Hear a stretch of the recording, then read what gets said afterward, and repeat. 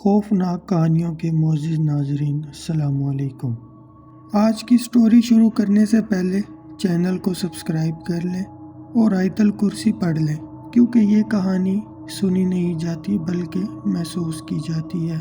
یہ واقعہ ملتان کے ایک علاقے کا ہے اور یہ کوئی افسانہ نہیں بلکہ ایک انسان کی اپنی زندگی کا خوفناک تجربہ ہے۔ اور یہ سٹوری ہمیں سینڈ کی ہے وقاص نے ملتان سے۔ آئیے چلتے ہیں اپنی کہانی کی طرف۔ آج سے تقریباً 20 سال پہلے ہمارا آبائی گھر جو کہ اسلام آباد میں موجود تھا، گھریلو وجوہات کی وجہ سے ہمیں سیل کرنا پڑا اور ہم مجبور ہو کر ملتان شفٹ ہو گئے۔ کافی محنت اور تلاش کرنے کے بعد ملتان میں ہمیں ایک کرائے پر گھر مل ہی گیا۔ اس گھر کے ساتھ ایک خالی پلاٹ بھی تھا۔ پلاٹ بڑا تھا، اس میں پرانا ایک درخت بھی لگا ہوا تھا اور وہ عجیب سی خاموشی رکھتا تھا۔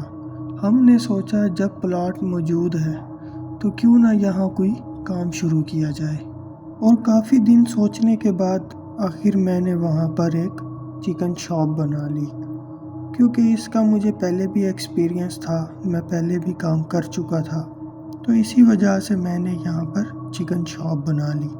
محلہ بڑا تھا، قریب کہیں گوشت کی دکان نہیں تھی، اس لیے میرا کام چل پڑا۔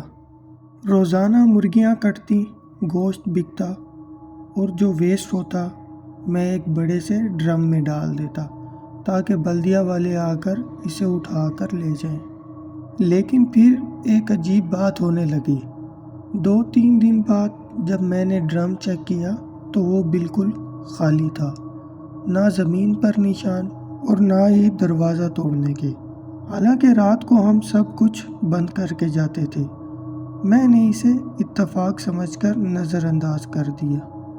کچھ دن گزرنے کے بعد محلے میں ایک شادی تھی اور مجھے اس شادی سے ایک بڑا آرڈر آ گیا۔ میں نے وہاں زیادہ مقدار میں گوشت پہنچانا تھا، اس کے لیے پورا دن میں مرغیاں کاٹتا رہا اور اپنی ڈیلی روٹین کے مطابق جو ویسٹ ہوتا تھا وہ اسی ڈرم میں ڈالتا رہا۔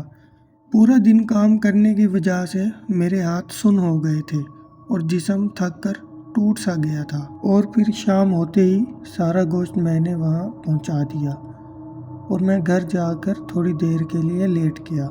لیکن پھر مجھے یاد آیا کہ دکان تو بند کی ہی نہیں۔ میں دوبارہ اپنی شاپ پر آیا اور کلوزنگ کرنے لگا، سارا ویسٹ اٹھا کر دوبارہ ڈرم میں ڈالنے لگا، اور یہ دن جمعرات کا تھا۔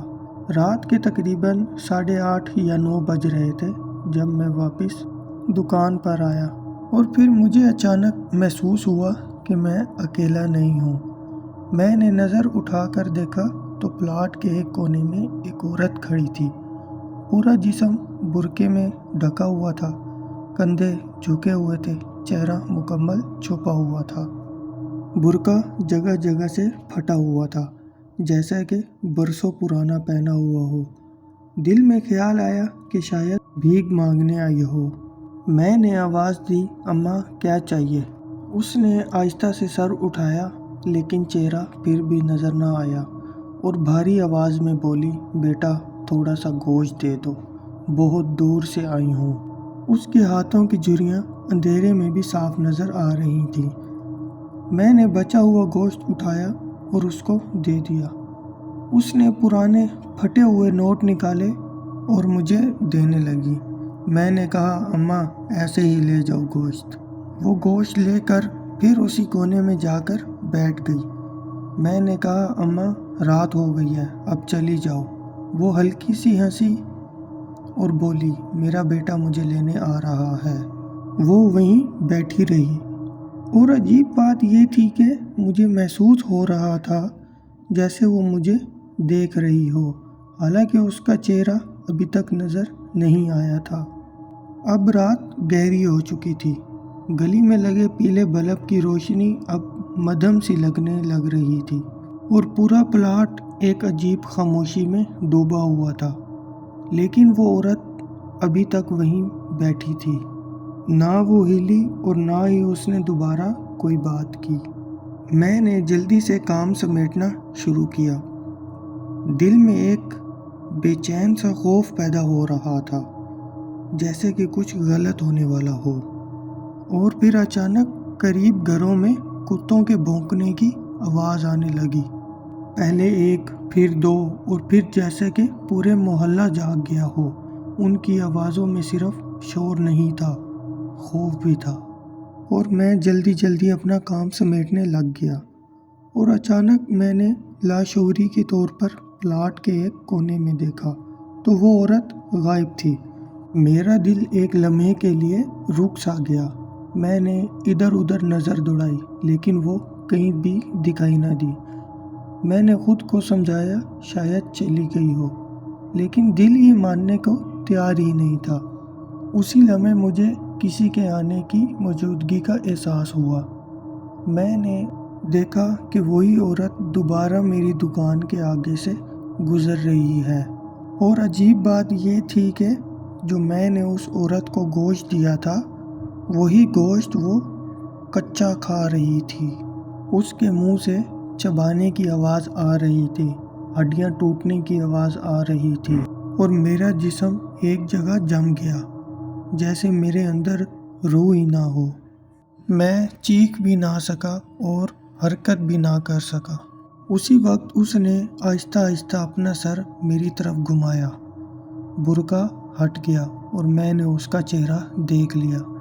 آنکھیں بالکل انسان جیسی نہیں تھی، اور وہ بالکل سیاہ تھیں، جیسے کہ گہرا کنواں ہوتا ہے۔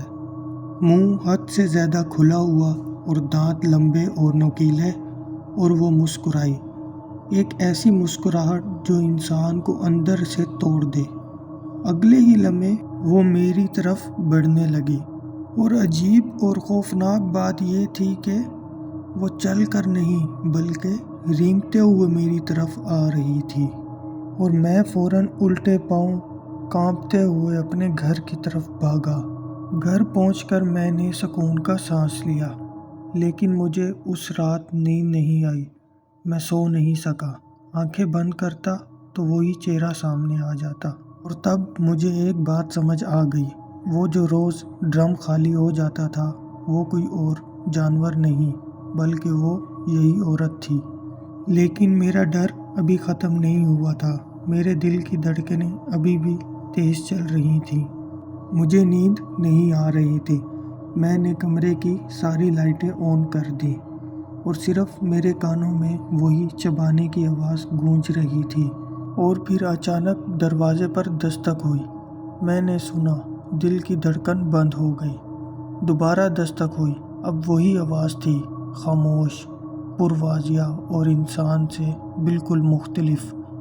میں نے ہمت کی اور آہستہ آہستہ دروازہ کھولا، لیکن کچھ بھی نہیں تھا، صرف ہلکی ہلکی ہوا چل رہی تھی اور خوشبو چھائی ہوئی تھی، جیسے کہ قبرستان کی خوشبو ہوتی ہے۔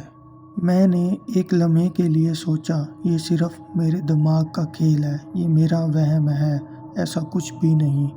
اور پھر اچانک وہی عورت رینگتی ہوئی میرے کمرے کے اندر داخل ہوئی۔ اس کے بال کھلے ہوئے، چہرہ بالکل سیاہ، اور آنکھیں جیسے خون ٹپک رہا ہو۔ میں دیکھ کر بہت زیادہ ڈر گیا۔ میں پیچھے ہٹا، قدم میرے رک گئے۔ کمرے کا راستہ بند تھا۔ میرے کمرے میں ایک تعویذ پڑا تھا جو کہ میرے دادا کا تھا۔ وہ آہستہ آہستہ تعویذ کی طرف جھکی، اور اس کے منہ سے ایک سرد آواز نکلی، یہ تمہارا مقدر ہے۔ میں نے بہت ہمت کی اور تعویذ اپنے ہاتھ میں اٹھا لیا، اور پھر اچانک کمرے میں ایک سفید روشنی چھا گئی۔ اس نے زور سے چیخ ماری، اور اس کی چیخ سے میرے کانوں میں درد پیدا ہو گیا۔ اتنی زور سے چیخ تھی کہ میرے کانوں کے پردے پھٹنے لگ گئے، اور پھر وہ فوراً سے غائب ہو گئی۔ کمرہ پھر سے بالکل خاموش تھا۔ میں زمین پر بیٹھ گیا، ہاتھوں سے چہرہ چھپا لیا، لیکن دل جان گیا تھا یہ خاتمہ نہیں تھا، یہ صرف ایک انتباہ تھا۔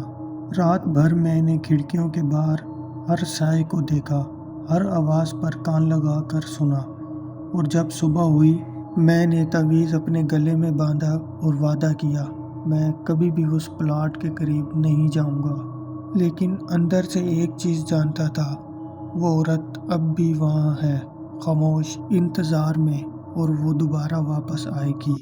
تو دوستوں، امید ہے آپ کو یہ کہانی پسند آئی ہوگی۔ اگر پسند آئی ہے تو چینل کو سبسکرائب کر لیں، ویڈیو کو لائک کریں، کمنٹ کریں، اور اگر آپ کے ساتھ بھی کوئی اس طرح کا واقعہ ہوا ہے تو ڈسکرپشن میں ہمارے دیے گئے نمبر پر ہمیں ضرور بتائیں، ہم آپ کی سٹوری اپنے چینل پر ضرور دکھائیں گے۔